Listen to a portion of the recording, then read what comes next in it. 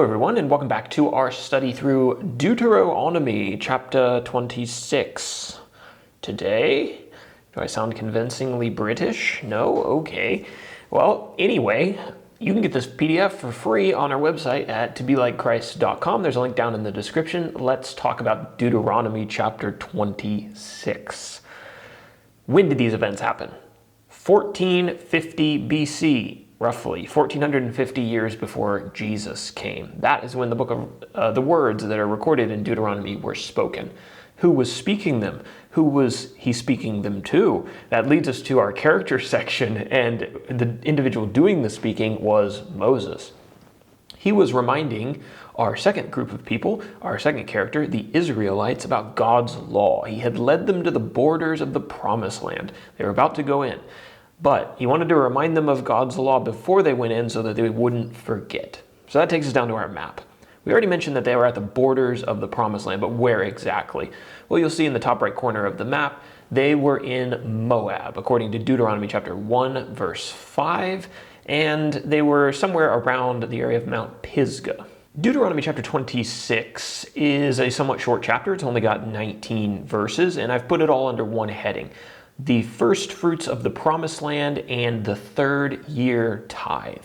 Okay, so when the Israelites took possession of the promised land and crossed over Jordan and conquered the land and made it their home, they were supposed to bring a basket of the first fruits of their harvest, the first produce of their harvest, to the priests at God's appointed place of worship, which he would establish later.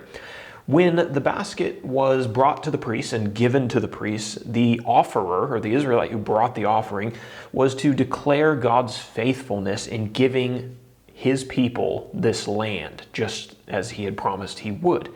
The basket was then to be taken by the priest and laid at the altar. And when this was complete, the offerer was supposed to rehearse the history of the Israelite nation and to acknowledge God's hand in leading the people from Egypt to the promised land. So they were supposed to, there's a statement that's actually recorded in the chapter, and it talks about how the fathers of the Israelites went down to Egypt, they became slaves in Egypt, and then God led them out through the wilderness and then brought them to Canaan, right? So they're supposed to recall all of this and how God had been faithful in all of it.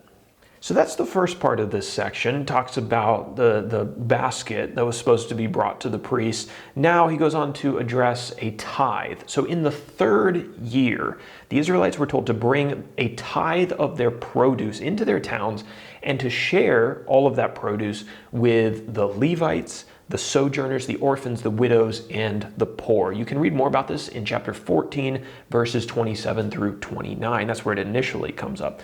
So after they did this and shared all of their stuff, they were to declare that the Lord had kept all of his promises to them and ask him to bless the ground where their crops grew. Say, Lord, I brought my tithe faithfully. Will you please bless my farm, bless this land of Canaan, that it can continue to be a productive place.